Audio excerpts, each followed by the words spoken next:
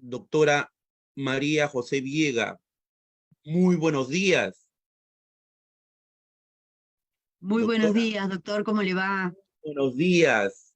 Un saludo desde aquí, de Lima, Perú, a lo que viene a ser esa república hermana de Uruguay, doctora.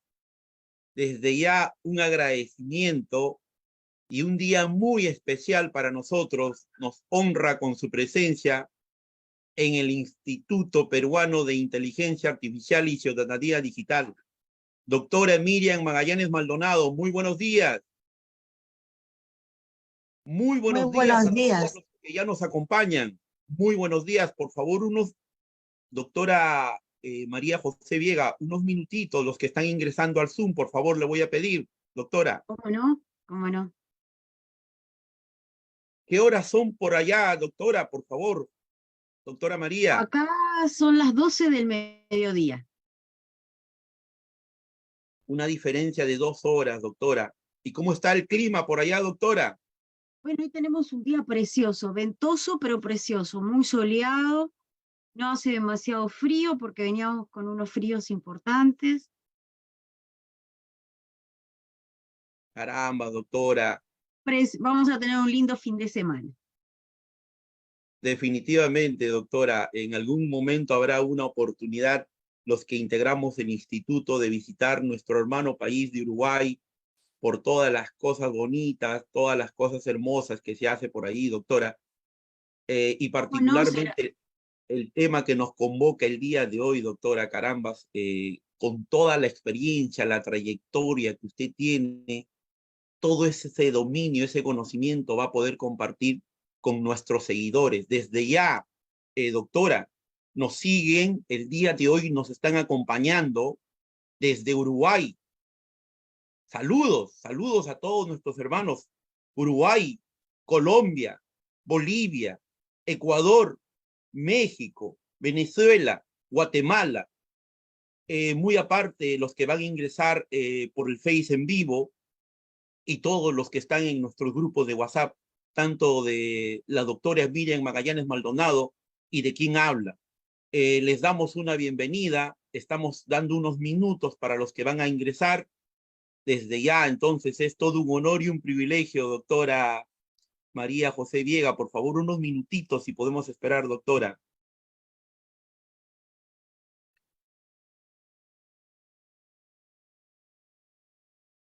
Usted, doctora, se encuentra en la misma capital. Sí, sí, sí. Y bueno, y será un gusto recibirlos en algún momento si nos visitan. Eh, Desde ya, doctora, tiene que haber un compromiso. En algún momento vamos a poder visitar nuestro hermano país de Uruguay y carambas. Igual, ¿usted ha visitado Lima, Perú, doctora? Sí, sí, he estado en Lima. Preciosa ciudad, la ciudad de los reyes. Sí, doctora, pero hay que conocer todo el Perú, doctora. Hay que conocer todo lo maravilloso que tiene el Perú a nivel histórico, a nivel cultural, ¿no? Sí, Eh, Lima es una ciudad muy, muy linda. Sí, yo he estado en varias oportunidades. doctora, sí ha visitado nuestro país. Caramba, doctora. Entonces, por favor, ahora sí,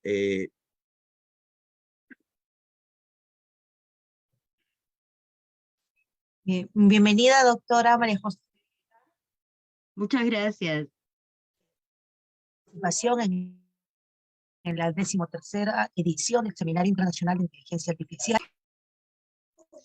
que ha sido denominada Inteligencia Artificial y Derechos Humanos. Especialmente le damos la bienvenida de aquí desde Lima, Perú, y también dar la bienvenida a nuestros auspiciadores académicos.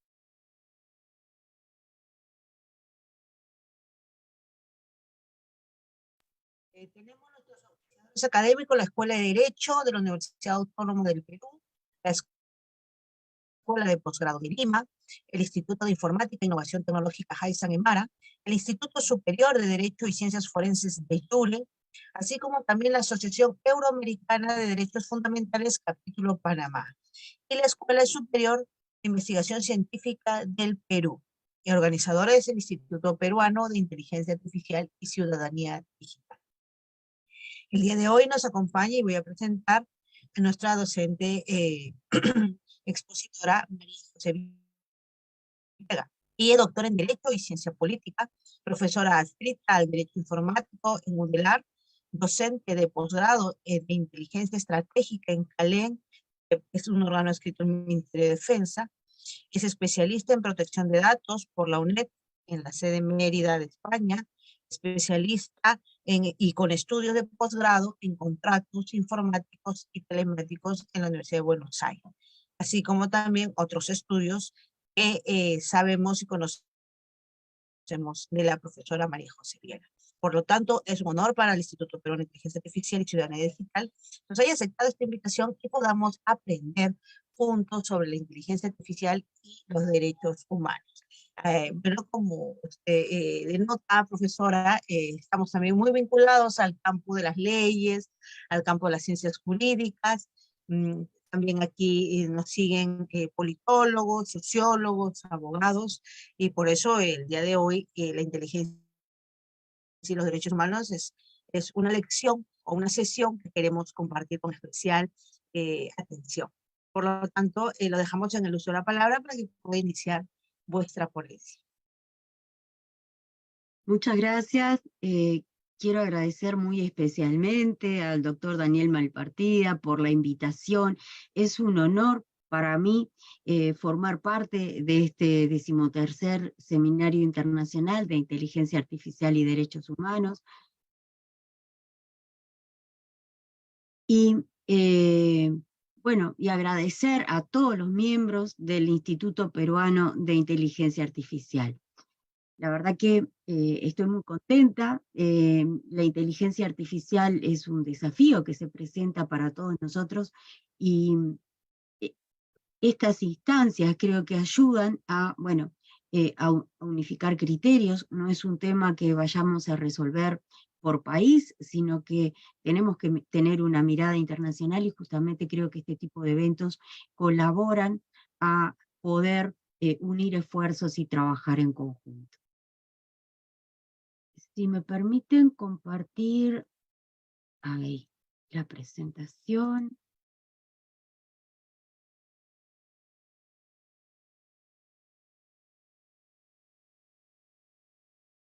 ¿Se está viendo? Sí, doctora, correcto, sí se visualiza. Bien.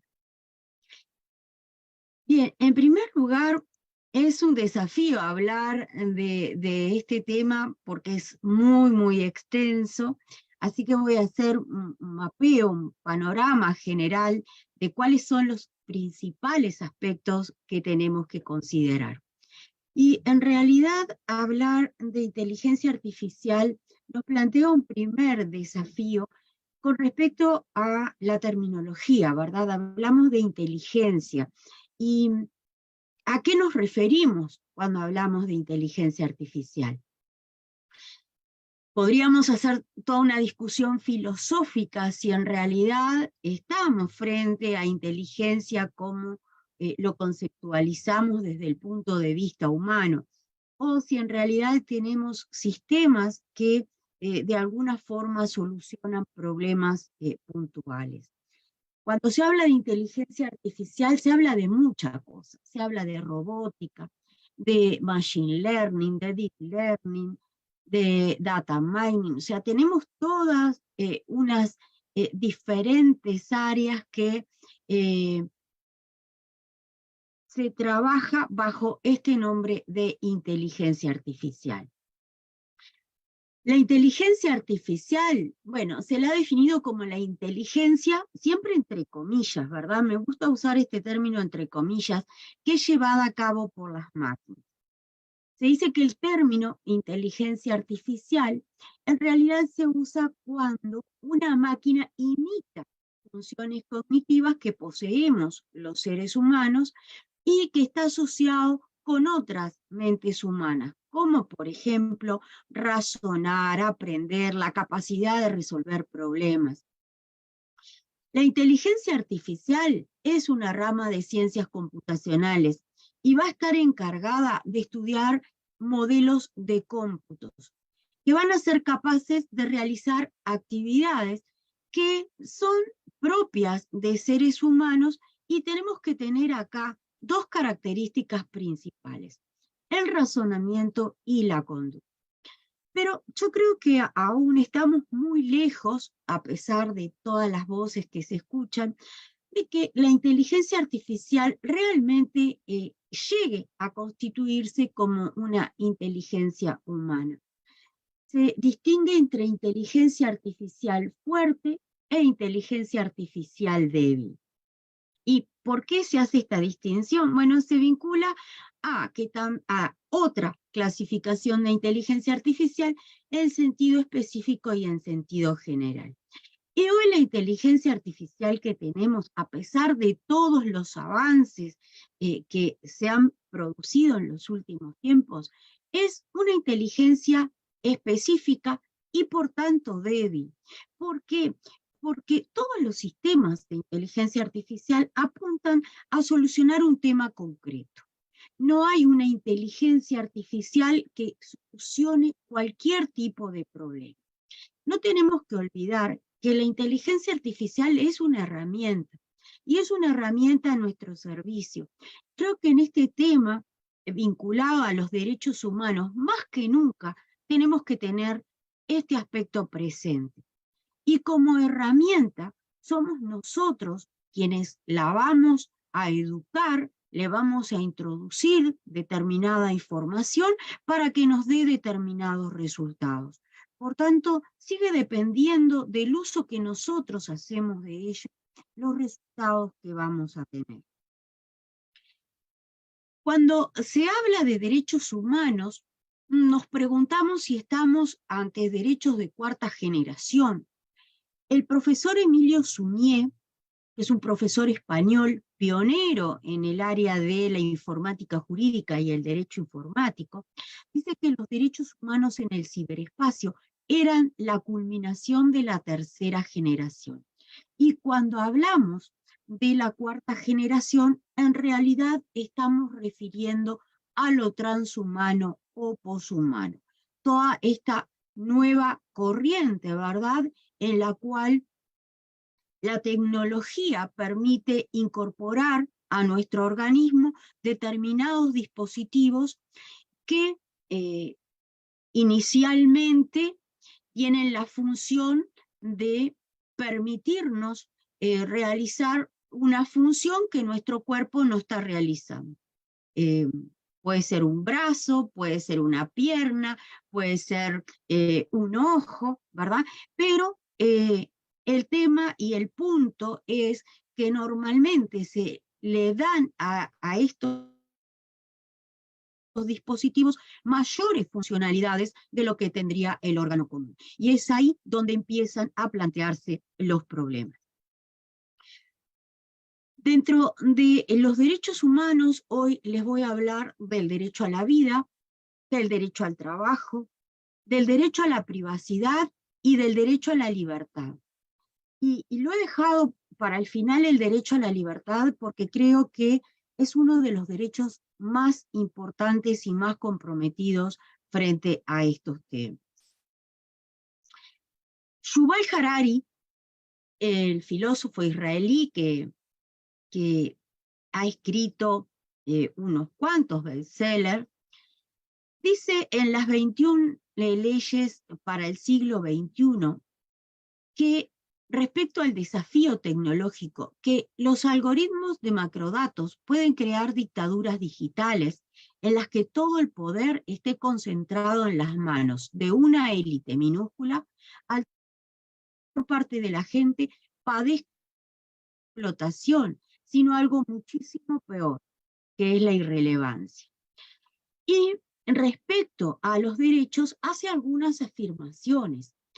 Con respecto al trabajo, dice, cuando te hagas mayor puedes que no tengas empleo. Vamos a ver que hoy por hoy este es un tema que está sobre la mesa y que más allá de no tener un empleo, preocupa lo que Harari menciona como irrelevancia. Con respecto a la igualdad, dicen quienes poseen los datos poseen el futuro. Y esto está de la mano de la libertad. ¿Por qué? Porque Harari afirma, los macrodatos están observando. Y ahora vamos a ir viendo cómo esto es hoy una realidad. Cuando hablamos de estos temas, no estamos haciendo futurología, sino que son temas que hoy en día ya están planteados. Con relación al derecho a la vida, ya en el 2017 se presentó un problema en Estados Unidos en que Wanda Holbrook, que era una técnica en mantenimiento de larga data en su trabajo, fue asesinada por un robot mientras estaba en su lugar de trabajo. El robot, debido a un fallo de programación, se equivoca, ¿verdad? Y toma la cabeza de Wanda y la aplasta contra la línea de montaje. Acá tenemos un caso directo, ¿verdad? De riesgo de vida frente a un fallo de programación, en este caso de un robot. Pero tenemos otros casos. Yo los invito a que ingresen al MIT y jueguen en el juego moral del MIT. Este juego, en realidad, lo que buscaba era determinar determinadas conductas en la conducción autónoma.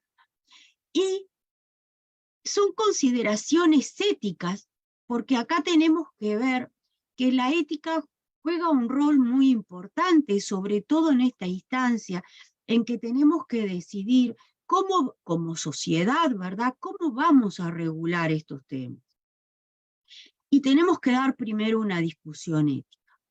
En este juego del MIT, el auto, ¿verdad?, va encontrándose con distintas situaciones en las cuales yo tengo que ir decidiendo, bueno, ¿atropello a niños o atropello a un anciano? ¿Atropello a un grupo de personas o a una mujer embarazada? Y así sucesivamente. Y se ha visto que las sociedades tienen distintos criterios éticos. Mientras, por ejemplo, en Occidente se valora mucho la juventud y la niñez, en Oriente tiene una relevancia muy importante la ancianitud. Y eso no es un tema menor a la hora de realizar la programación de este tipo de vehículos. También vinculado al derecho a la vida, tenemos el tema de las armas autónomas. ¿Qué es un arma autónoma? Bueno, es un sistema que tiene habilidades algorítmicas cognitivas, que te va a permitir, bueno, que el arma seleccione y elimine un objetivo humano, pero sin la intervención humana. Es el sistema quien va a decidir, ¿verdad?, dónde atacar, ya sea una ciudad, sea un país. Y acá es importante tener en cuenta que hoy por hoy se habla mucho de la ciberseguridad, la ciberguerra, pero también tenemos que incorporar este tema porque, sin lugar a dudas, si bien el ciberataque se realiza a distancia normalmente y va a llegar a tener un efecto físico, no solo un efecto digital, bueno, en el terreno, sin lugar a duda, las armas autónomas son un peligro. Estas armas pueden seleccionar por sí solas los objetivos y se ha mencionado la posibilidad de que, bueno, en realidad tienen una connotación positiva, como toda la vida, ¿verdad? Siempre hay un aspecto positivo y un aspecto negativo. Y como aspecto positivo, se ha destacado que obviamente se iban a producir menores muertes de seres humanos y que iba a tener una mayor efectividad en el campo de batalla. Por otro lado, desde un punto de vista negativo, se visualiza, el uso indiscriminado de la fuerza, y el gran tema en inteligencia artificial, que son los sesgos. En la medida que yo introduzco información que tiene sesgos, el sistema va a responder a esa información con la que yo lo estoy educando. Y tenemos antecedentes respecto a, no al nivel de inteligencia artificial, pero a determinadas armas que se podían considerar autónomas, como las minas terrestres, las municiones en racimo, y fueron prohibidas por los tratados internacionales. A los estudiantes de grado me gusta hacerles el ejercicio del dilema del tranvía de Philippa Foot, que los invito a que lo busquen en internet, se los voy a mencionar a grandes rasgos. Se está viajando en un tranvía y se les avisa que hay varias personas en la vía y que no pueden salir, pero que si movemos una palanca, podemos tomar otra vía y en vez de matar 5 personas, o 6 o 10, las que sean, vamos a matar solo una. Frente a esta pregunta, normalmente se opta por matar a esa persona. Y luego se le agrega la connotación, bueno, pero si en realidad esta persona es un científico que está trabajando por el bien de la humanidad, o es un familiar directo, es el padre o es la hija de alguien que viene en el tranvía, mientras que las 5, 6 o 10 personas que están en la otra vía, en realidad son delincuentes que fueron condenados a cadena perpetua, y ahí la gente empieza a dudar, ¿verdad? Pero lo interesante de esto es que un siguiente paso de este dilema es que en vez de mover la palanca, yo voy a tomar una persona grande y gorda que viene en el tranvía y la voy a empujar a la vía para detener la velocidad del tren. Y acá nadie lo quiere hacer. Esa disposición a mover una palanca o apretar un botón hace que perdamos la inmediatez con las consecuencias de la acción. ¿Qué es lo que está pasando o lo que pasa con las armas autónomas? Yo programo un arma y en cierta forma me estoy desentendiendo del resultado. ¿Qué es la diferencia con esa acción directa? Entre mato a alguien porque muevo una palanca o aprieto un botón, o si lo tengo que empujar directamente. Y acá vemos, este es un ejercicio desde un punto de vista ético, que es interesante plantearnos cuando estamos delegando decisiones a un sistema. Un sistema que ustedes saben que sigue aprendiendo y que en ese aprendizaje que sigue realizando, nosotros podemos perder el control. Es la caja negra de la inteligencia artificial.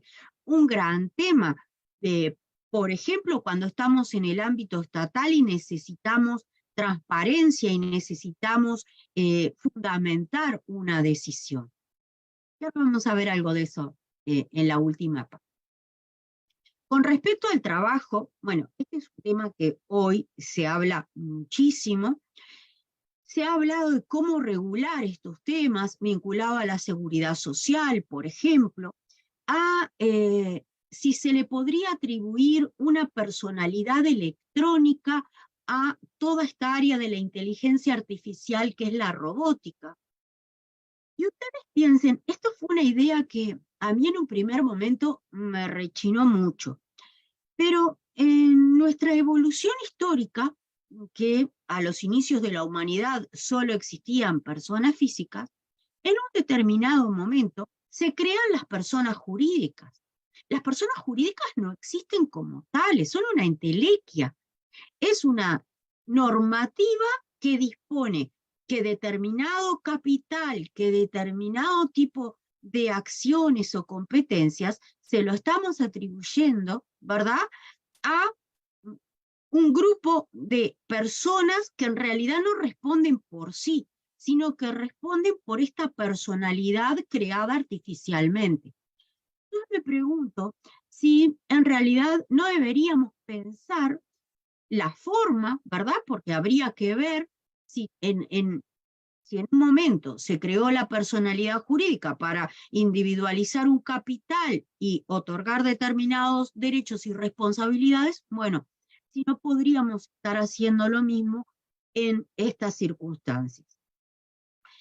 Por otro lado, tenemos que tener en cuenta que abordar el derecho de los robots, de la robótica, es transversal a las distintas ramas del derecho.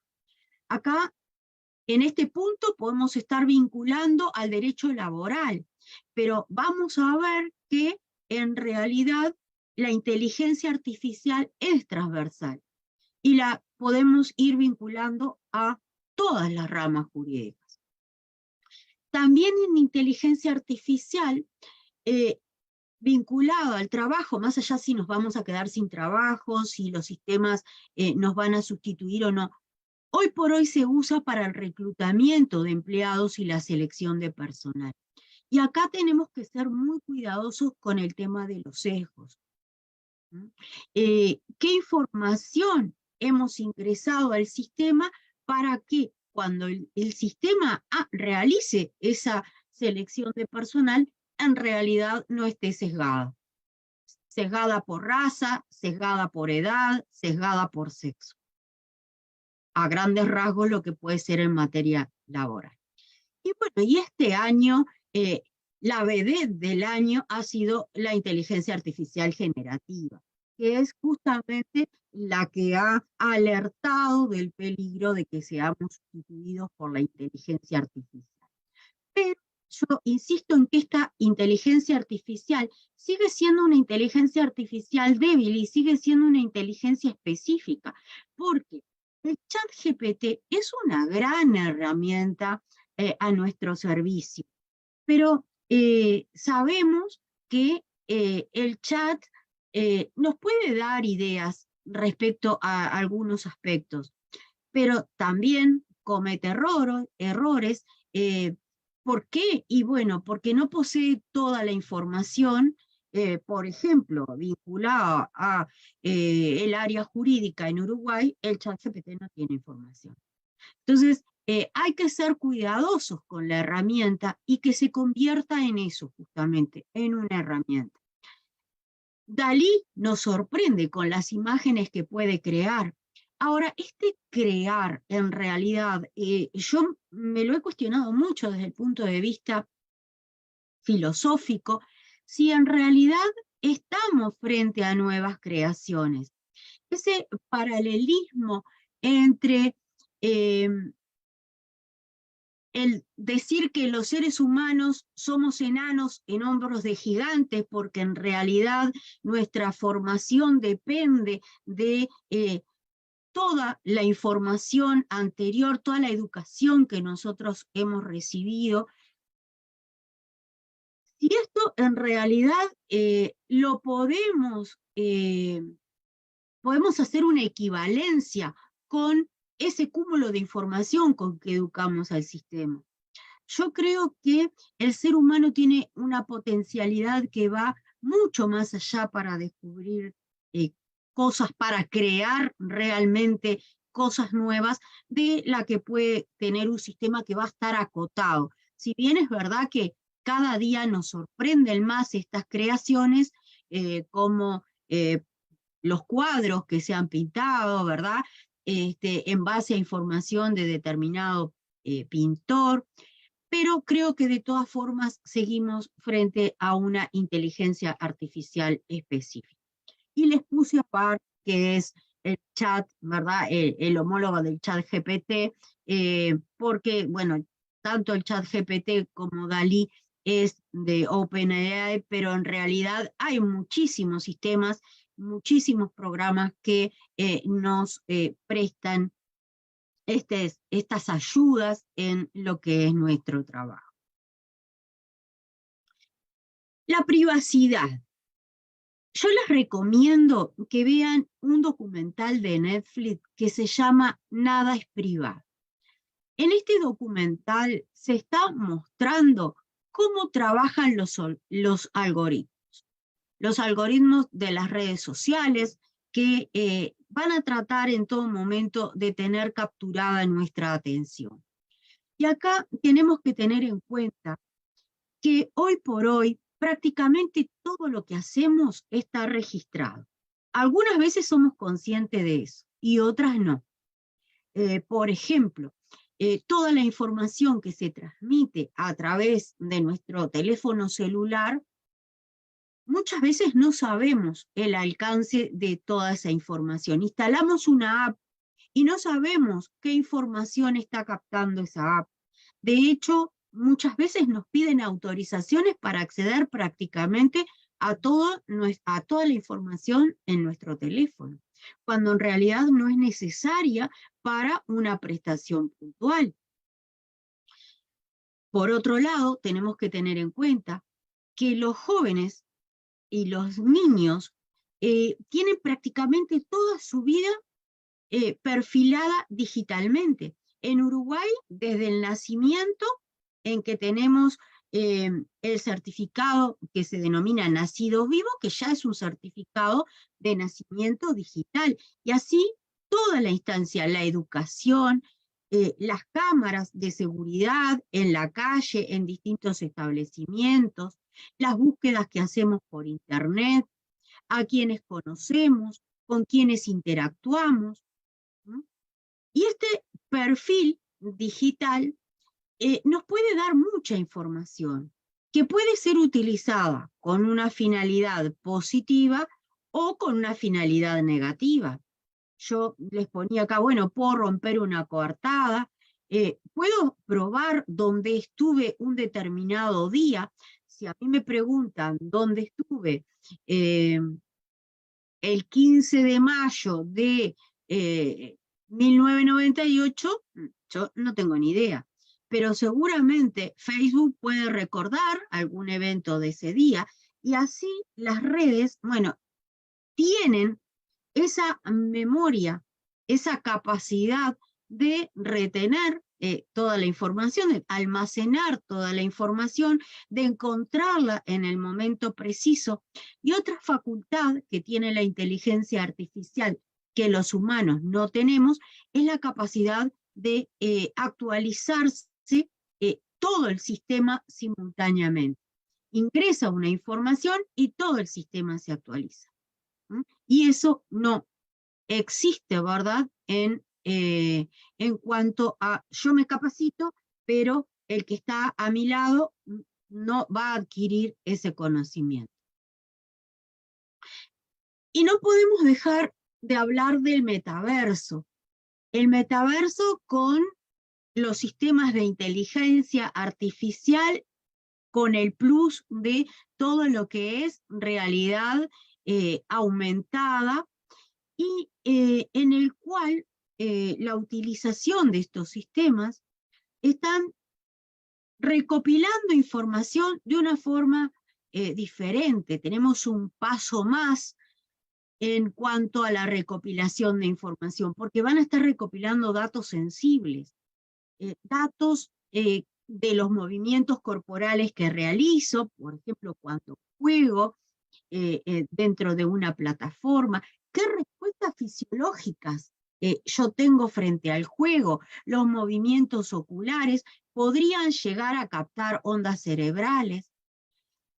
Y acá, en realidad, tenemos que cuestionarnos el consentimiento, porque en la medida que yo accedo a estos sistemas, sin lugar a dudas, bueno, podría decir estoy dando un consentimiento. Ahora bien, ¿cómo se están utilizando estos datos? ¿Cómo se está realizando el tratamiento de la información?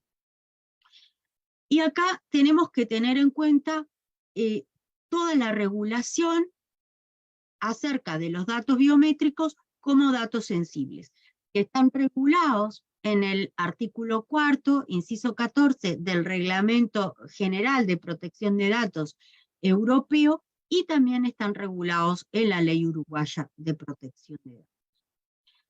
Y vinculado a este tema, y no menor, es el tema de los neuroderechos. esta nueva categoría de derechos que pretenden protegernos de estas incursiones directas, ya no de lo que nosotros hacemos, sino de lo que pensamos y cómo pensamos. Las neurociencias han avanzado muchísimo y si bien está instaurada la discusión de si los neuroderechos ya estarían regulados suficientemente con la normativa que hoy tenemos, o si es necesaria una nueva regulación, como hizo Chile, que los incluyó a nivel constitucional. Pero es un tema que nos tenemos que plantear, es un tema que tenemos que discutir. Este es un caso, es una noticia de un periódico en Uruguay. ¿Puede la inteligencia artificial ayudarnos a hablar con nuestros muertos? Y esto está muy vinculado al tema de la privacidad, y hay quienes dicen, esto es un sistema, este sistema es fantástico, y hay otros que dicen, no, la verdad que no me parece que esto pueda ayudar a una persona a solucionar un duelo. ¿Cómo funciona? Bueno, introduzco en un sistema de inteligencia artificial toda la información vinculada a la persona que ha fallecido. Correos electrónicos, fotografías, todas las actividades en las redes sociales, etcétera, etcétera, etcétera. Y a raíz de eso, se puede entablar un diálogo que va a responder con el vocabulario y de la forma que lo haría la persona cuando vive. Estas son las cosas, ¿verdad?, que, bueno, nos cambian un poco la idea que nosotros teníamos en cuanto a determinadas realidades. Y que, bueno, de acuerdo a nuestros valores, de acuerdo a nuestra educación, vamos a poderlas considerar como buenas o no. El tema de la robótica frente a la privacidad, y nos vamos a un extremo de datos sensibles, que son los datos relativos a la vida sexual. Y Harmony tiene robots sexuales, femeninos y masculinos, que procesan absolutamente todo lo que sucede a su alrededor. Y es uno de los grandes temas de la robótica, ¿verdad? El robot puede grabar todo lo que escucha y todo lo que ve. A nivel en el ámbito doméstico, a nivel social.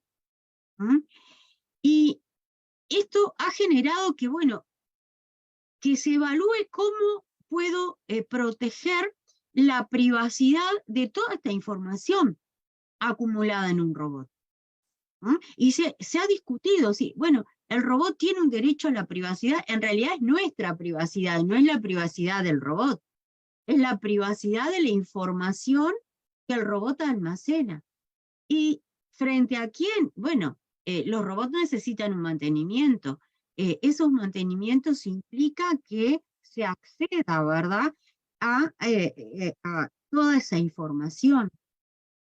Sucede algo similar con nuestros coches. Hoy por hoy, la computadora del auto tiene un montón de información de cómo yo manejo, de si paso determinada velocidad, determinadas revoluciones, bueno, ni que hablar el GPS, etcétera, etcétera, etcétera. Esta información puede tener un doble uso, ¿verdad? La pueden usar los seguros para definir mi póliza. Bueno, puede tener múltiples usos. También la información sensible que puede llegar a tener un robot. Yo les recomiendo esta guía que fue elaborada por la Red Iberoamericana de Protección de Datos acerca de cómo debería realizarse el tratamiento de datos personales en sistemas de inteligencia artificial. ¿Qué elementos tengo que tener en cuenta? ¿Verdad? Va a hablar de la privacy by design y de la privacy by default, como forma desde el origen de un proyecto poder evaluar de qué forma está impactando en la privacidad de las personas que lo van a usar, cómo esas personas van a poder ejercitar sus derechos y cómo voy a garantizar la seguridad de la información personal que existe en el sistema. Bueno, como les decía, el Reglamento Europeo de Protección de Datos regula, además de todo el tema del perfilamiento, las decisiones individuales automatizadas que puedan estar incluidas en la elaboración de perfiles. Es el artículo 22. Y la Ley de Protección de Datos de Uruguay tiene un artículo que establece el derecho a la impugnación de valoraciones personales. Se establece que si un sistema toma una resolución en forma totalmente automática, bueno, se va a poder impugnar esa resolución a los efectos de tener una respuesta humana de la motivación de esa resolución. Y el derecho a la libertad. El derecho a la libertad, yo les decía al inicio que lo había dejado para el final, porque era uno de los derechos que quizá estén más comprometidos y que tengamos menos conciencia. Por un lado, la inteligencia artificial va de la mano de la ciberseguridad. ¿Cómo protejo yo estos sistemas? ¿Cómo protejo la herramienta? Y por otro lado, todo lo que tiene que ver con la inteligencia artificial generativa. Vean acá, yo les pongo un post de un sitio web en el cual se analiza cómo a través de dos sistemas de inteligencia artificial yo puedo crear imágenes de personas que no existen. ¿Cómo voy haciendo combinaciones de fotografías al punto que, bueno, un sistema crea una fotografía y el otro sistema no logra reconocerla como una persona existente? Esto es muy interesante, analizar el funcionamiento. Y esto va a dar origen a creación de perfiles, ¿verdad? De perfiles de personas que no existen. Y esto en sí mismo no sería peligroso, pero el tema es que estas personas inexistentes generan corrientes de opinión. Y estas corrientes de opinión, obviamente, van a servir para manipular la opinión pública, para sembrar en nosotros determinadas ideas que de pronto en realidad nos están viniendo totalmente de afuera.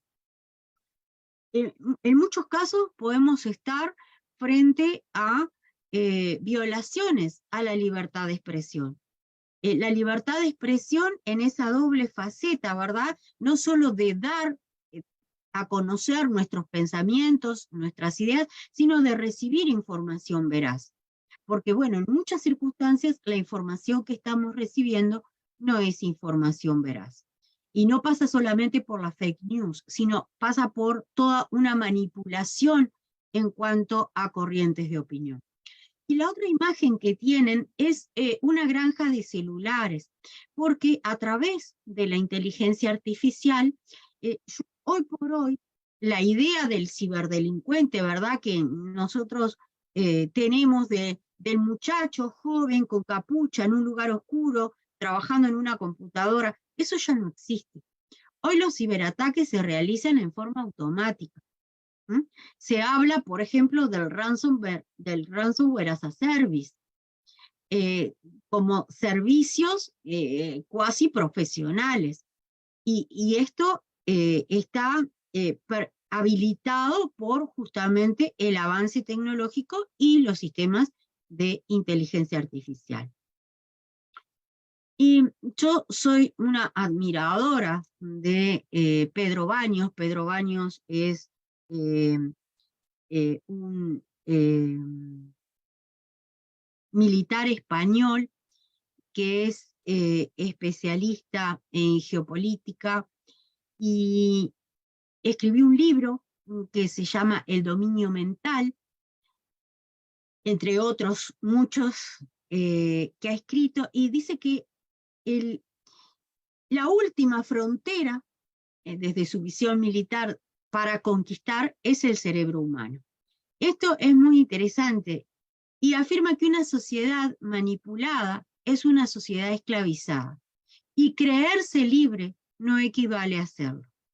Y esto es importante porque ya lo vemos a través de distintos autores y hoy por hoy se insiste muchísimo en la dependencia mediática que cada día nos va quitando libertad. Por eso les recomendaba el documental de Netflix, porque muestra claramente cómo se va dando esa manipulación.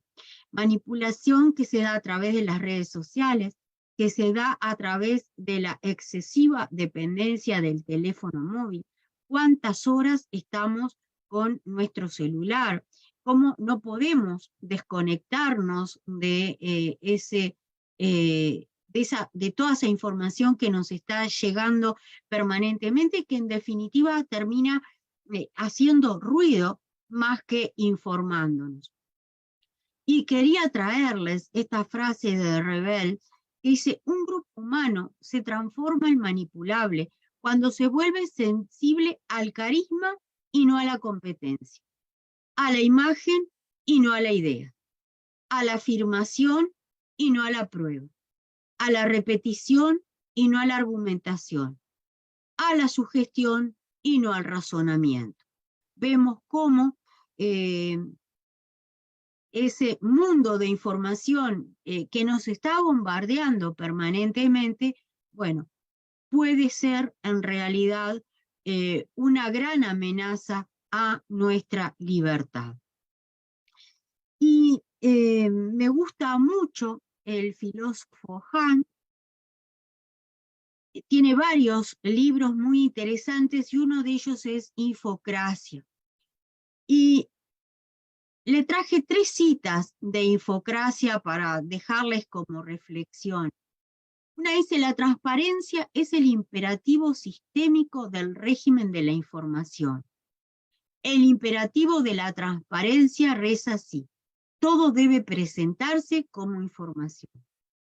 Por otro lado, dice, no son las personas las realmente libres, sino la información. Y la paradoja de la sociedad de la información es que las personas están atrapadas en la información. Y esta prisión digital es transparente. Eso me pareció realmente sumamente provocador. Y finalmente, la tercera cita es que la transparencia en sí misma no es transparente. Tiene una parte trasera, una puerta trasera. La sala de máquinas de la transparencia es oscura. Así es como nos entregamos al poder cada vez mayor de la caja negra algorítmica. Porque en estos sistemas de inteligencia artificial hay todo un procesamiento de información que escapa, ¿verdad?, a nuestro control. Y bueno, y esto justamente es lo que torna peligroso el sistema. Contarles, para terminar, que Uruguay trabajó ya desde el 2019 en los principios y estrategias de la inteligencia artificial para ser utilizada en el ámbito de la administración pública. Hoy por hoy estamos trabajando en una guía para esta estrategia con la finalidad de otorgarle una herramienta a los organismos en cuanto a el uso de las herramientas de inteligencia artificial. Y vean que aparece la transparencia como uno de los principios fundamentales, la privacidad por diseño, la seguridad, la responsabilidad, son todos principios consagrados a ser tenidos en cuenta cuando en la administración pública se utiliza un sistema de IA. Y la reflexión final es una cita de Mario Benedetti que dice que cuando creíamos que teníamos todas las respuestas, de pronto cambiaron todas las preguntas. Y sin duda la tecnología está haciendo que nuestra vida cambie día a día en la incorporación de estos distintos sistemas.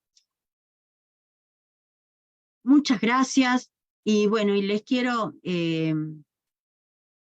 sugerir, si les interesa este tema, que pueden acceder a un curso de inteligencia artificial relativa a aspectos éticos y jurídicos que está en mi canal de YouTube y está en forma libre. Pueden acceder a las distintas clases en forma totalmente libre. Bueno, nada más, muchísimas gracias. Doctora María José Viega, todo un honor y todo un privilegio tenerla en este 13º Seminario Internacional que lleva como título la inteligencia artificial y los derechos humanos. Muy bien, doctora, todo un honor y todo un privilegio para nosotros. Aquí en el Instituto de Inteligencia Artificial vamos a recordar un saludo a todos los que nos acompañan desde Uruguay, Colombia, Bolivia, Ecuador, México, Venezuela, Guatemala. Hacer llegar un saludo, nos acompaña desde Ecuador Alex Fabián, y también de forma muy especial una de las doctoras que nos va a acompañar en una próxima ponencia desde Valencia, España, a la doctora Marisa Almeni, que va a presentar próximamente en el instituto su novela La Condesa Binaria, Ada Lovelace. Va a ser también un honor y un privilegio. Siempre el instituto tiene las puertas abiertas a todos nuestros hermanos latinoamericanos y también a todos nuestros hermanos de Europa. Cedo la palabra, doctora María Beatriz Cerdán Flores.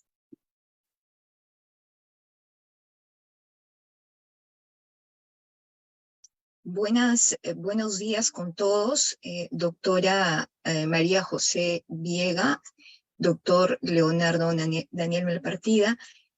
Un placer, un honor siempre de partir en estos foros académicos con importantes ponentes y especialistas, así como con el público que nos acompaña. Quisiera compartir con el público la lectura del importante CV de la doctora María José Viega, quien ha disertado hoy para nosotros. Ha sido la doctora María José Viega, o es la doctora María José Viega, quien es doctora en Derecho y Ciencias Sociales, es escribana pública, es profesora adscrita de Derecho Informático, de la Facultad de Derecho y Facultad de Ingeniería de la UDELAR, es profesora del eje jurídico en el posgrado de Inteligencia Estratégica, CALEN, Ministerio de Defensa de su país, gerente de Derecho Informático en AGESIC, especialista en Administración Electrónica, Universidad Oberta de Cataluña, especialista en Protección de Datos, UNED Mérida, España, y cuenta con un posgrado en Contratos Informáticos y Telemáticos por la Universidad de Buenos Aires. Bien, nuestra ponente experta en el tema que nos convoca ha precisado varias informaciones relevantes. Antes de ceder la palabra al público asistente para que formule sus preguntas, es dinámica, recurrente en este foro, que los moderadores formulemos preguntas también al ponente, por lo que formularé mis preguntas y luego cederé el paso al doctor Daniel Malpartida para las suyas e invitaremos al público a formular las preguntas pertinentes que quisieran formular. Doctora María José Vega, usted ha dicho que la inteligencia artificial podría ponernos en el escenario, ¿no?, de pensar la posibilidad de dotar de cierta personalidad, ¿no?, jurídica a una entidad robot. Mi primera pregunta sería si esto en el marco jurídico que nosotros en Latinoamérica tenemos, en nuestro sistema jurídico, no podría pasar siempre porque considerar al robot una propiedad, ¿no? Un bien dentro de las sociedades, como usted mismo lo ha mencionado, de distintas denominaciones que estas puedan ser según la regulación societaria, pero que pueda ser pues un bien capital, ¿no? Un bien recurso, como pudieran llamarle en otros países. Entonces, no necesariamente dotarlos de personalidad jurídica per se, ¿no? Sino que sean pertenencia, porque finalmente serían bienes, ¿no? Entonces, eso es lo que pensé cuando usted propuso ese tratamiento especial de repente a los robots que pudieran tener esta inteligencia artificial, y de hecho está en marcha. Existen robots que pueden realizar de manera automática, ¿no?, las inteligencias artificiales, entiendo, sin intervención humana ya. Entonces, en ese escenario, si esto se daría, por ejemplo, en el sistema latinoamericano, es una posición mía, pero no sé si usted esté de acuerdo, que debería dotarse, no se debería dotar de personalidad jurídica individual, ¿no? Sí es cierto que la persona jurídica es una persona ficcional que está conformada por un conjunto de personas naturales, pero en el caso, por ejemplo, del bien robot, lo voy a llamar así, sería parte, o sería propiedad, o bien de una persona natural, o bien de una persona jurídica, ¿no? Tal vez dotarlo de personalidad jurídica nos enfrentaría a dilemas éticos, ¿no? A dilemas jurídicos también bastante importantes, ¿no? No sé qué opinión le merece ello.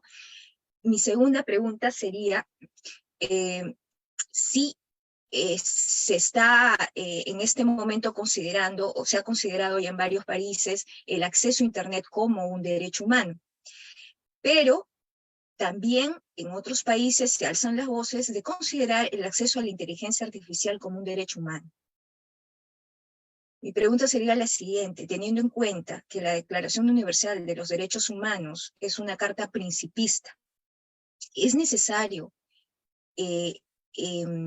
tener una concepción, digamos, legalista en rigor, en la literalidad del reconocimiento?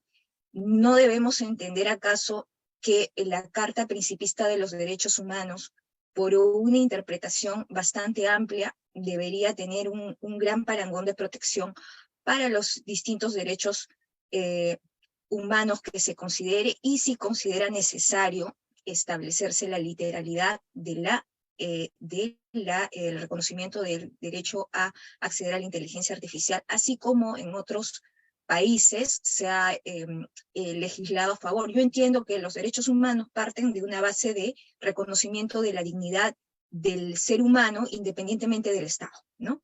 Entonces no es una materia de reconocimiento por un Estado, sino que nacen desde una concepción principista. Por lo tanto, en mi posición, pienso que sería materia de una interpretación, digamos, a través del carácter principista de la Carta de Derechos Humanos, ¿no? Y no necesariamente que se materialice de una manera prescrita, ¿no? Eso es una posición mía y es una pregunta que le hago. Y hay una tercera pregunta, y discúlpeme porque sé que solamente son dos preguntas, de pronto lo que siempre tenemos como tónica, pero encontré algo importante que voy a leer, voy a dar lectura. La alta comisionada de las Naciones Unidas para los Derechos Humanos, Michelle Bachelet, en septiembre del 2021, en ese tiempo ejercía esa función, declaró la urgente necesidad de establecer una moratoria a la venta y el uso de los sistemas de inteligencia artificial que amenazaban gravemente los derechos humanos. Ella consideraba que era así. Hasta que se hayan puesto en vigor las salvaguardias adecuadas para asegurar, digamos, una intervención no atentatoria. Bachelet pidió además que se prohíban los programas de inteligencia artificial cuyo uso no cumpla con la normativa internacional de derechos humanos.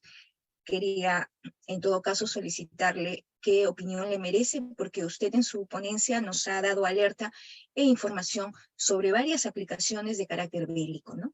Y entonces esto, al ser una alta representante, una alta comisionada de Naciones Unidas, quien da la alerta en el año 2019, que muchas de estas inteligencias artificiales desarrolladas en distintos países estarían operando al margen de la normatividad de derechos humanos, es importante también estos foros académicos, dada los ponentes que nos acompañan, usted como ponente, y los participantes que se caracterizan por tener un interés muy especial en estos temas, porque trabajan estos temas de alguna manera en el día a día con sus estudiantes o en sus estudios de investigación. Es importante de repente hacer alguna tingencia sobre esta afirmación tan alarmante que ha vertido la señora Bachelet ya en el año 2021.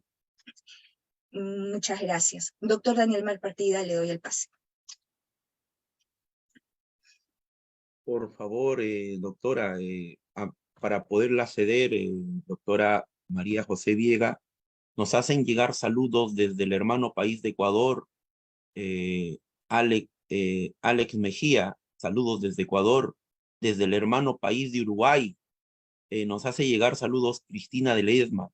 Por favor, doctora, a ver si puede responder a las preguntas formuladas por la doctora María Beatriz Cerdán Flores. Doctora María.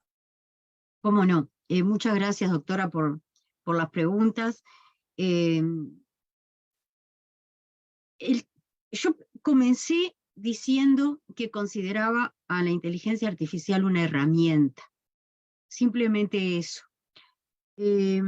La discusión acerca de la personalidad electrónica de la robótica se ha discutido en la Unión Europea como una forma de dar solución a algunos problemas, como podían ser la seguridad social.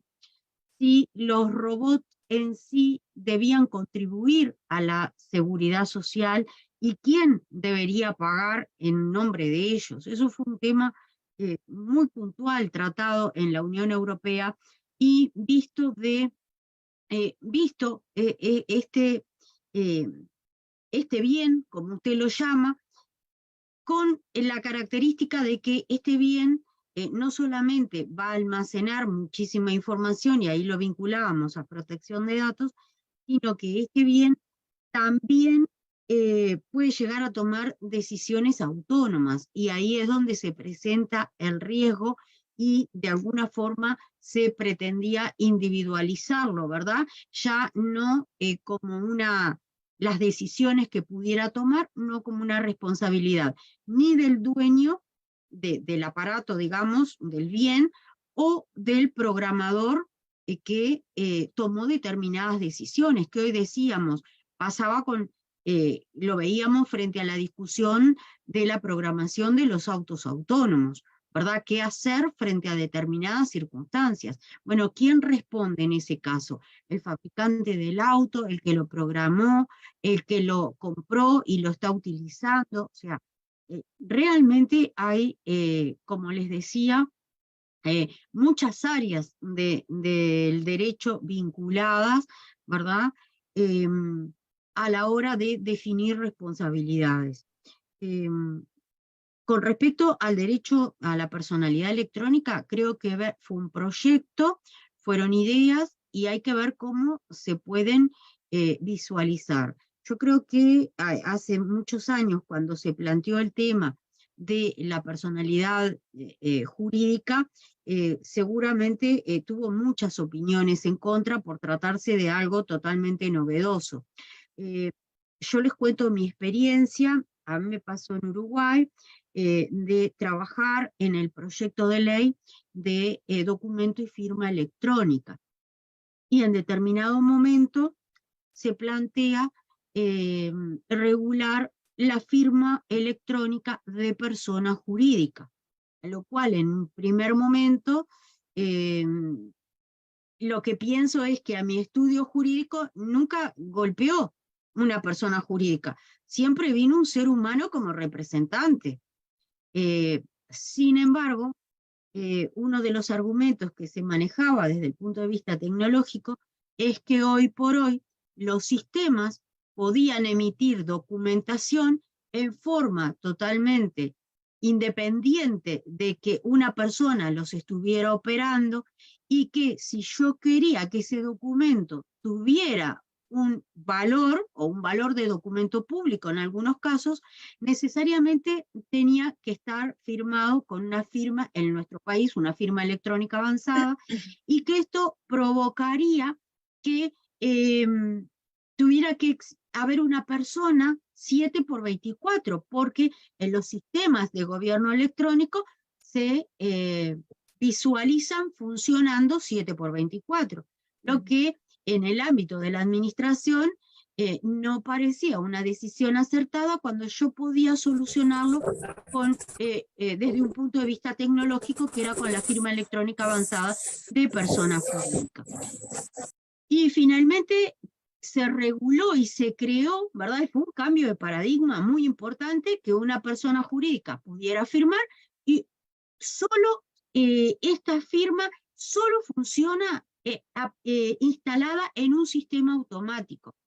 Y hoy por hoy yo tengo a los registros públicos, al registro de la propiedad, al registro de actos personales, al cual yo puedo pedir información un fin de semana, en la madrugada, y me va a estar devolviendo un certificado con firma electrónica avanzada, que va a ser un documento electrónico con pleno valor probatorio, va a ser un documento público. Entonces, vemos cómo a veces nos cuesta imaginarnos, ¿verdad? Y sobre todo quienes tenemos un perfil jurídico, nos cuesta imaginarnos cómo puede evolucionar determinada tecnología para prestarnos una funcionalidad y facilitar la tarea, darnos un valor agregado, y que en realidad no va contra los principios generales, o no va contra la calidad de ser humano, o la calidad humana en sí, ¿verdad?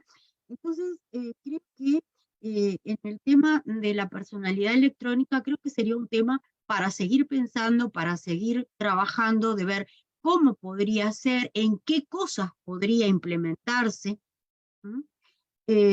y de pronto en otras no, no tendría sentido, o no sería conveniente desde un punto de vista ético. Yo sigo insistiendo, la tecnología y la inteligencia artificial, por más compleja que nos pueda parecer, es una herramienta a nuestro servicio, y como tal tiene que estar conceptualizada. Y con respecto a la posible violación de derechos humanos, creo que tenemos normativa, ¿verdad? En cuanto a los efectos, ya sea en materia civil, en materia penal. Tal vez necesitamos alguna regulación puntual. Esto lo he manifestado. Yo creo que tenemos un derecho preexistente, y a veces las situaciones las podemos resolver con ese derecho preexistente, por más novedosa que pueda parecer una tecnología emergente. Dentro del derecho informático nosotros hacemos mucho hincapié en este aspecto. ¿Por qué? Porque a veces hay una idea de que hay que regular absolutamente todo. Recuerdo hace muchos años, capaz que 20 años, de un titular de una noticia de un periódico chino, que también en este caso siempre se los cuento a los estudiantes. El titular decía que se había iniciado un juicio debido a un hurto de armas biológicas virtuales. Y cuando uno lo leía decía, wow, armas biológicas virtuales. ¿De qué se trataba?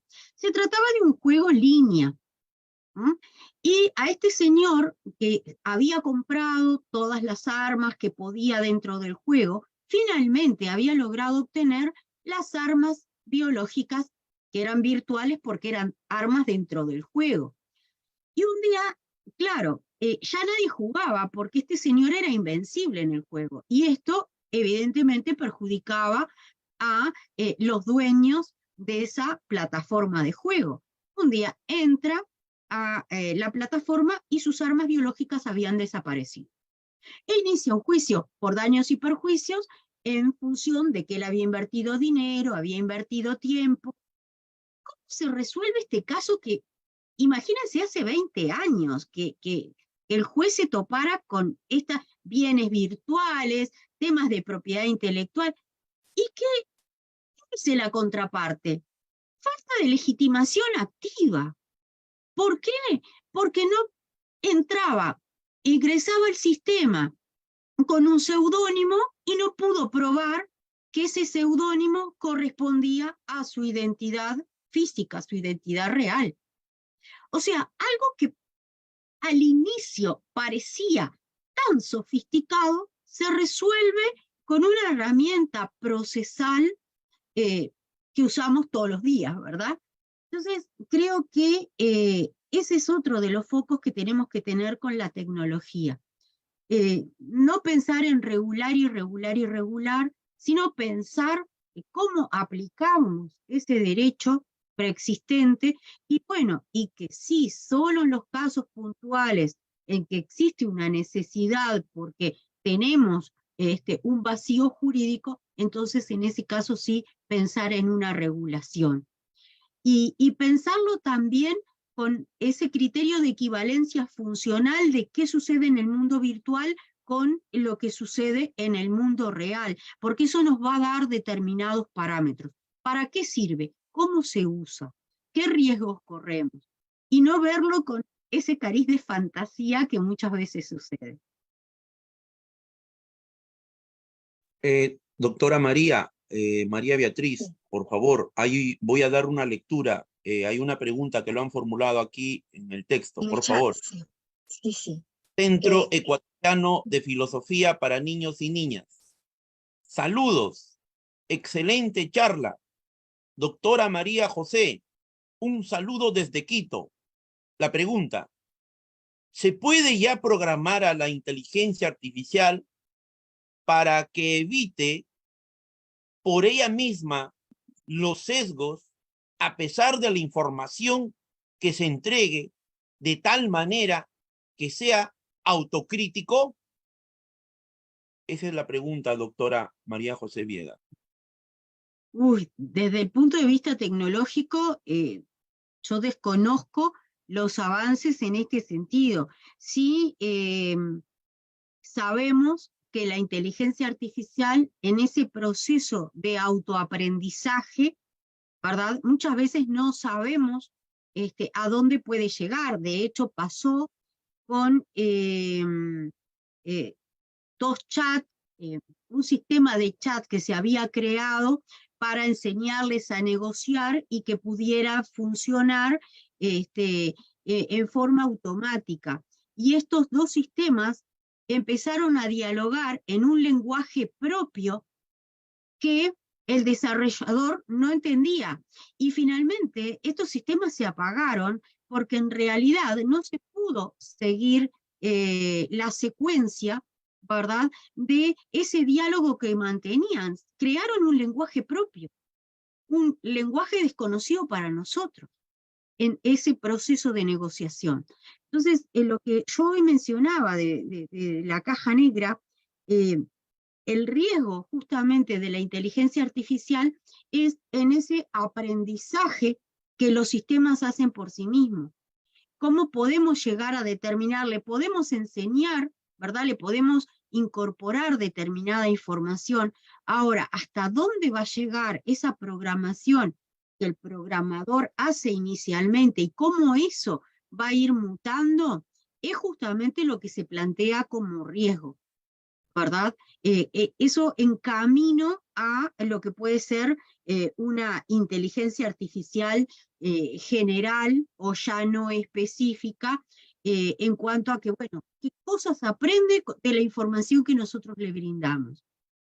Esa es como la gran interrogante en cuanto a los riesgos futuros, y por eso ciertas advertencias de, bueno, detengámonos, démonos 6 meses, como se dijo hace un tiempo atrás, para ver cómo evoluciona. Digamos que ese es el misterio, en realidad, la gran pregunta, hasta dónde puede llegar este desarrollo tecnológico. Muchas gracias, doctora María José Viega. Voy a participar yo formulando mis preguntas. Doctora, usted en su magnífica ponencia, maravillosa ponencia, porque usted es una experta en derecho informático y desde el punto jurídico legal es una de las damas que domina el tema de la inteligencia artificial.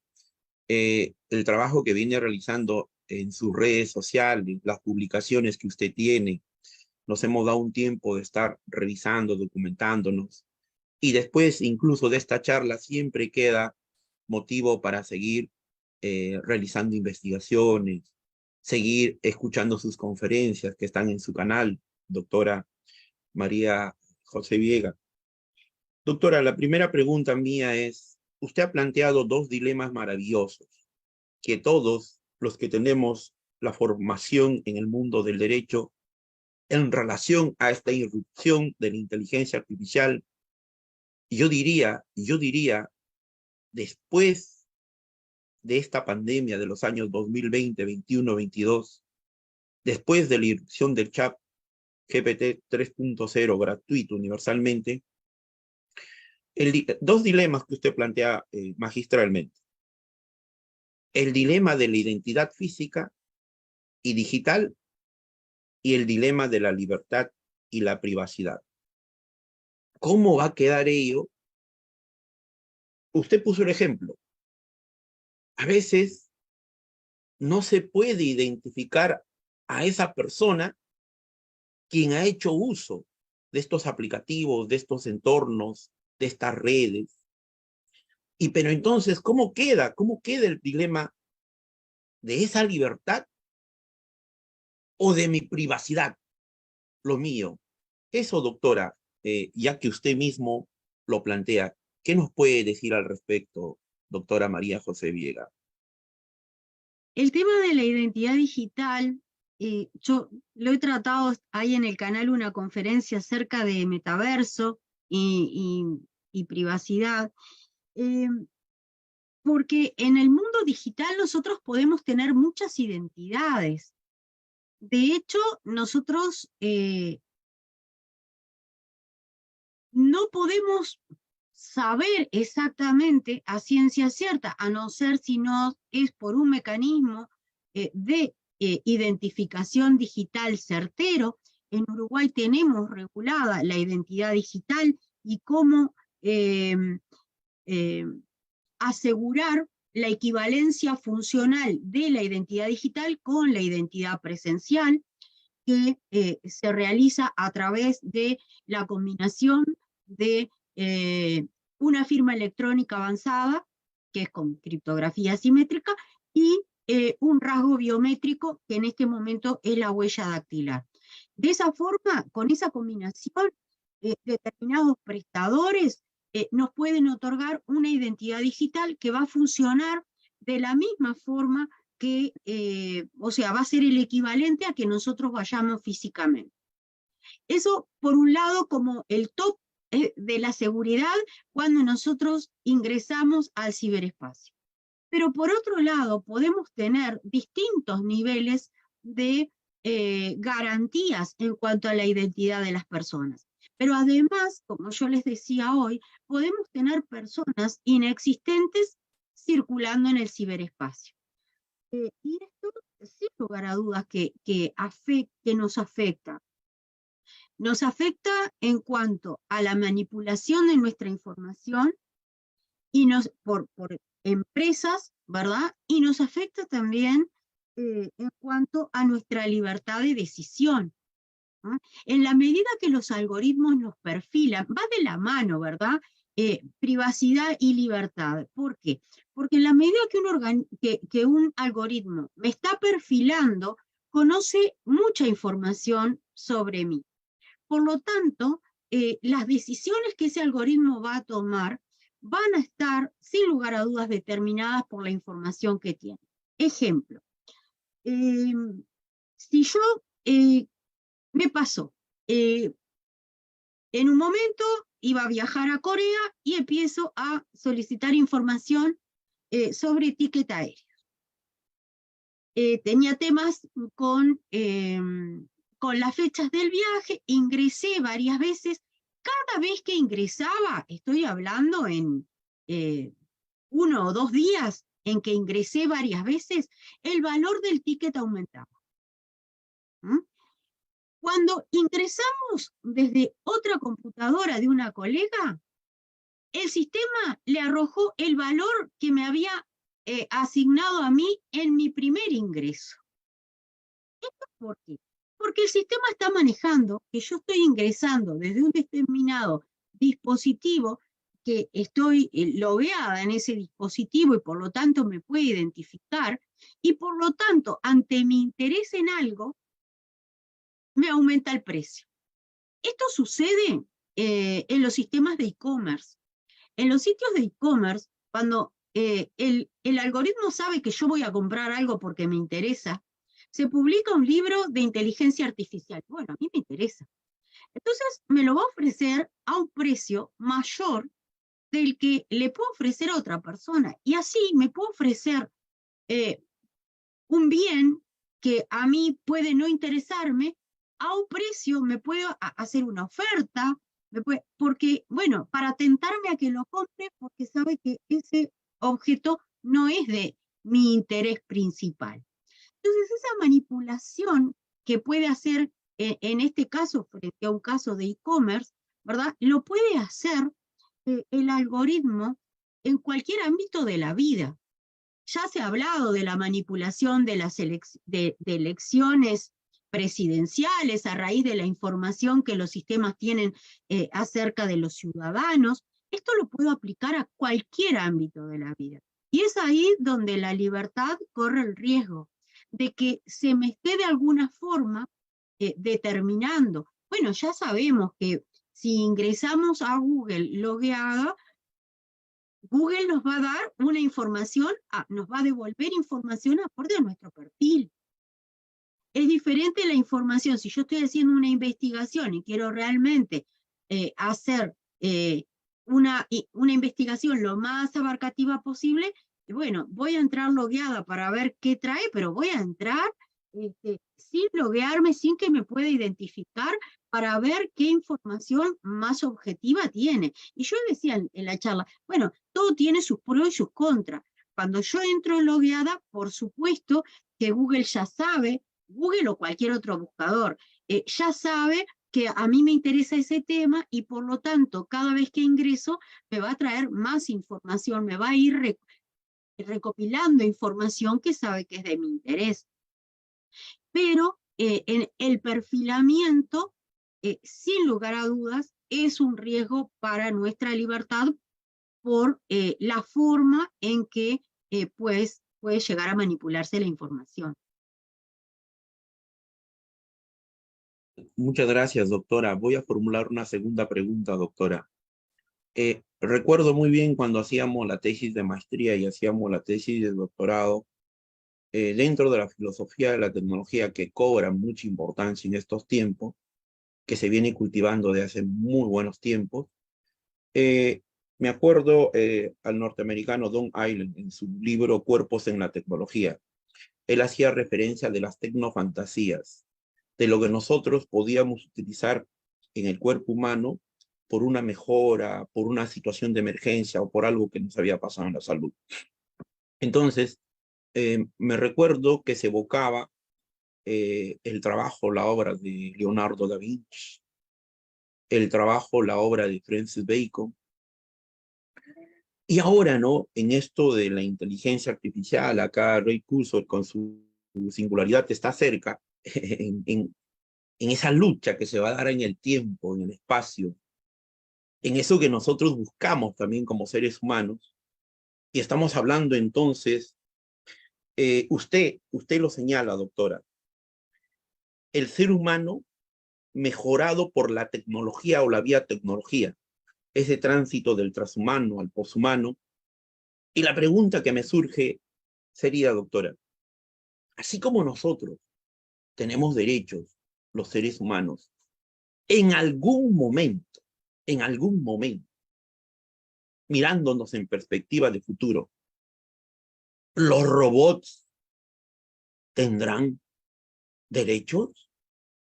Si somos nosotros, los humanos, quienes programamos, quienes desarrollamos estos algoritmos, estos productos y estos resultados, vuelvo con la pregunta, en algún tiempo, en el futuro, en perspectivas, ¿los robots tendrán derechos, doctora María José Viega? Bueno, a mí me rechina un poco que una tecnología que dijimos es una herramienta al servicio del hombre, yo ahí comparto con la doctora María Beatriz de que los derechos humanos son justamente humanos. ¿Ah? Transferirlos es como cuando se habla del derecho de los animales, es derecho de los animales, ¿verdad?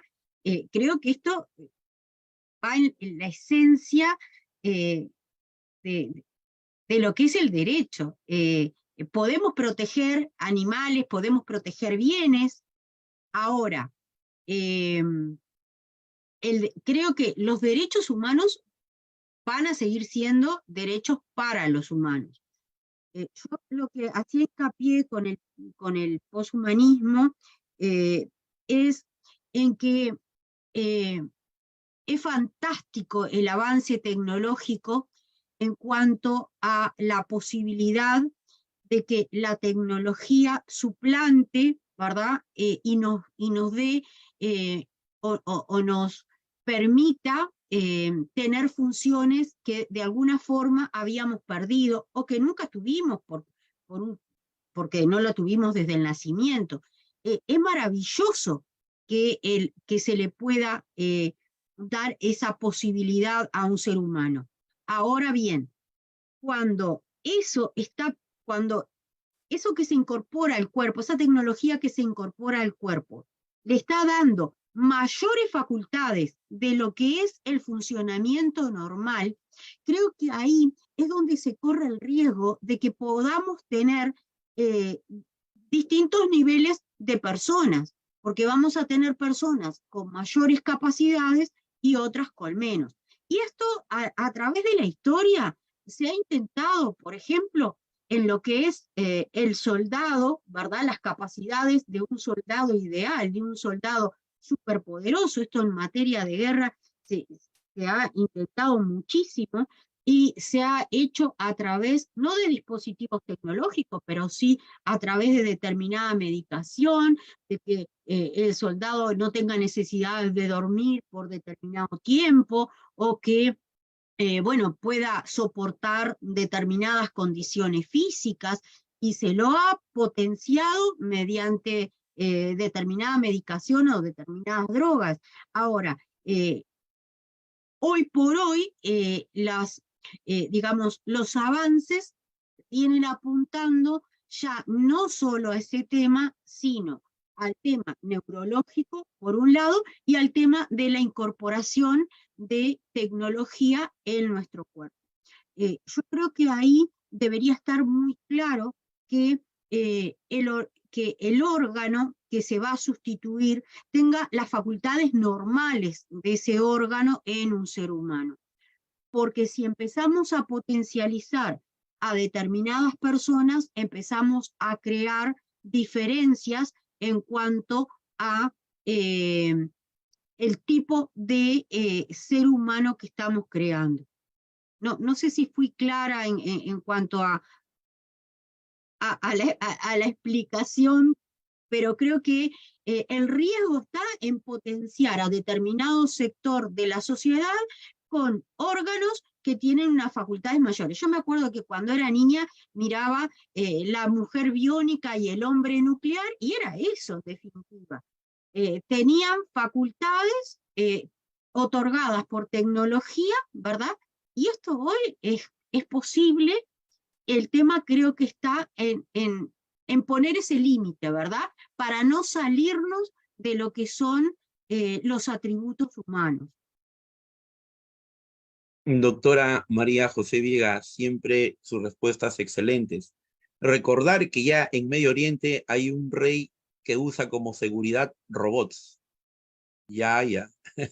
Doctora, hay una pregunta, una segunda pregunta desde el Centro Ecuatoriano de Filosofía para Niños y Niñas.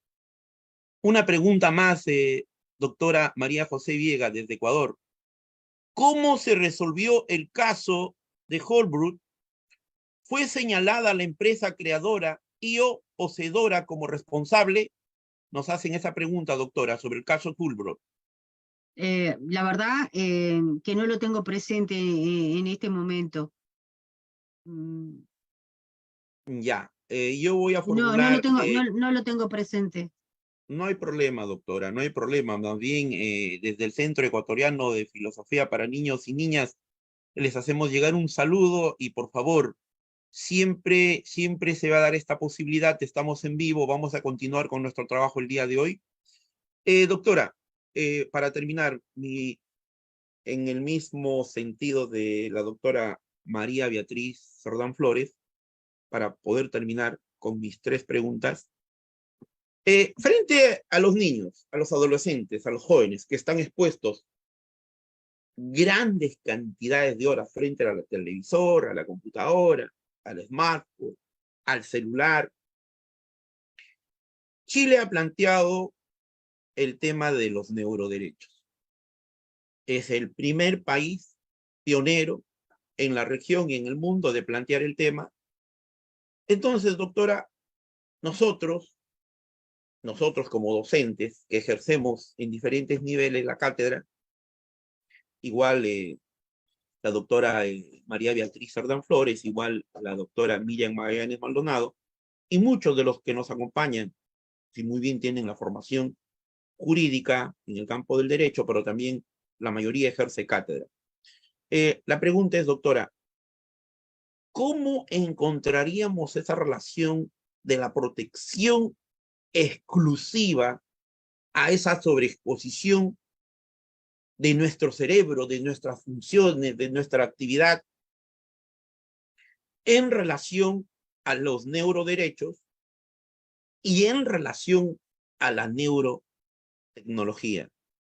Es decir, ¿verdad? Cuesta decir que a veces los padres en un matrimonio, en una familia donde esté papá, mamá, sus hijos, aquí en Lima, Perú, una realidad que nos toca muy cotidiano es salir a trabajar tanto mamá y papá.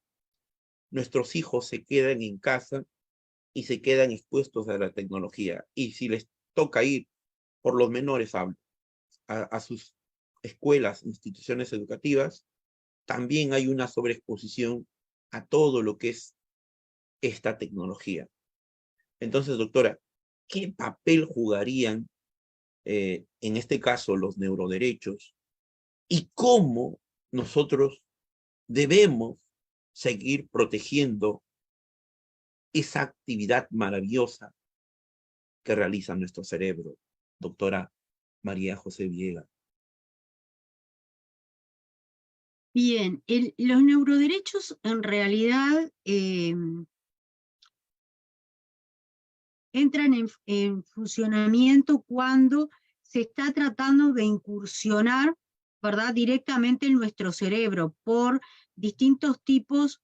Hay distintos tipos de proyectos respecto a, bueno, desde la instalación de un chip hasta la lectura de ondas cerebrales, ¿verdad? Existen distintos proyectos en este sentido desde las neurociencias que tienen una finalidad médica, vamos a aclararlo, y que obviamente, como decíamos, esos 2 caras, ¿verdad?, que presentan las distintas situaciones, pueden ser usados en forma negativa.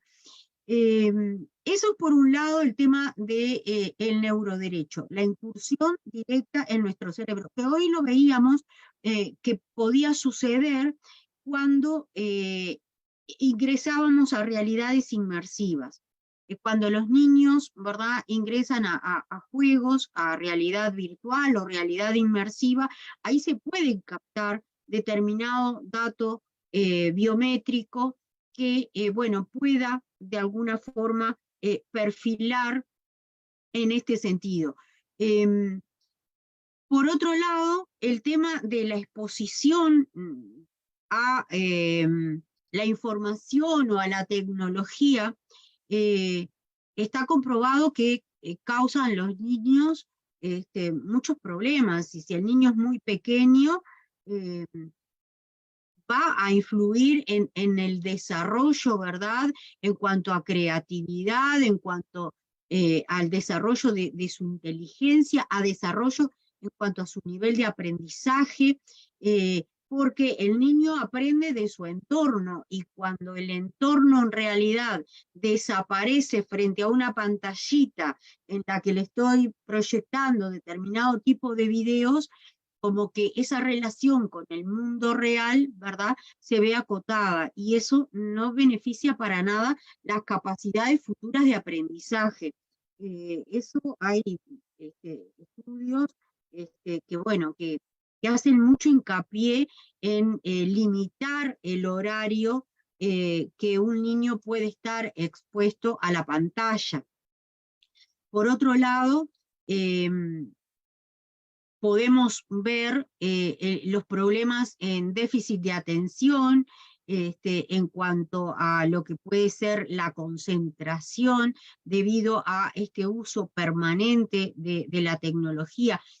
Tienen incluso hasta la afectación en cuanto a la comprensión lectora, por ejemplo, en cuanto a los adolescentes, al desarrollo del lenguaje, porque evidentemente cuando se deja de leer, ¿verdad?, sin lugar a dudas el lenguaje se empobrece. Entonces, hay muchos riesgos asociados a, al exceso, ¿verdad?, del tiempo conectado a un dispositivo. O lo que yo decía hoy, la dependencia del celular, el no tener la capacidad de decir, apago el celular el fin de semana. O tengo un celular para trabajar y bueno, y tengo otro por cualquier cuestión que pueda surgir a nivel familiar, pero no esa dependencia que, que bueno, que es general a las redes, al mensaje que me está llegando, a la inmediatez. Hoy por hoy han cambiado algunas percepciones de que si yo no contesto inmediatamente un mensaje, se toma como una falta de cortesía, cuando en realidad no lo es. Creo que tiene que haber una vuelta, que cada cosa tiene su tiempo y tiene su momento. Y esto en cierta forma se ha perdido. Por ejemplo, hoy ya no nos llamamos por teléfono, nos mandamos un mensajito a ver si nos podemos llamar. Digo, hay cosas que realmente han ido cambiando, ¿verdad? Y que hay que ser muy cuidadosos con los jóvenes y con los niños sobre todo. Y eso obviamente es obligación de todos nosotros, ¿verdad? De los padres, de los educadores. Vuelvo a lo mismo, al inicio de la charla, que la tecnología sea solo una herramienta y tratarla como tal. Doctora María José Viega, esa respuesta viniendo de la autoridad como usted, doctora, hay que tenerlo presente. Todos los que nos siguen, hacemos llegar un saludo extensivo a nuestros hermanos desde Uruguay, a Colombia, Bolivia, Ecuador, México, Venezuela, Guatemala, y bueno, nuestros seguidores constantes aquí en Lima, Perú. Voy a ceder la palabra y la participación, alguna pregunta, alguna consulta. Doctora Miriam Magallanes Maldonado.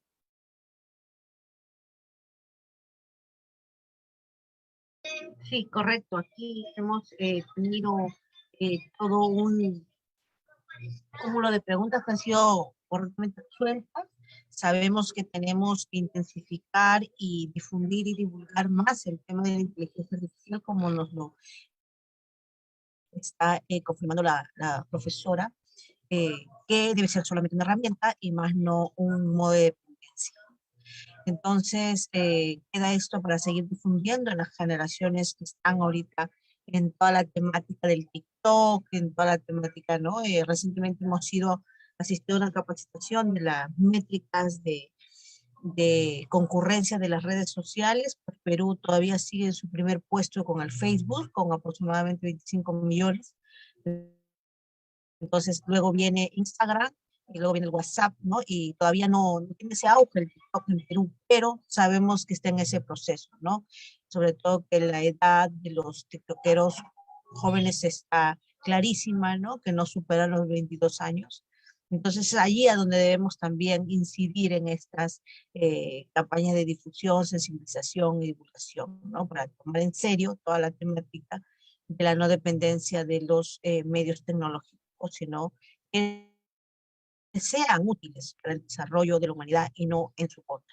Muchísimas gracias, colegas, muchísimas gracias a todos los asistentes que nos siguen en las múltiples plataformas, y felicitar a la profesora María José Viega, que nos ha entregado esta ponencia y esta resolución de preguntas de manera óptima, y estamos seguros que pronto, y muy pronto, mediante la gestión del colega Daniel Malpartida, vamos a lograr pues, el primer curso de inteligencia artificial aquí en Lima, Perú, y esperamos con los desafíos éticos y jurídicos a cargo de la profesora María José Viega. Prontamente, esperamos antes de cerrar el año.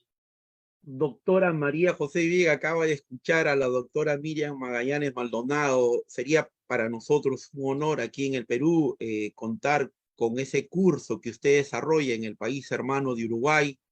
También queremos crecer, no solamente ustedes, nosotros, sino todos nuestros hermanos latinoamericanos. También, ¿no, doctora? Sería un honor y un privilegio. Por favor, recordarles a todos nuestros seguidores en nuestras redes sociales.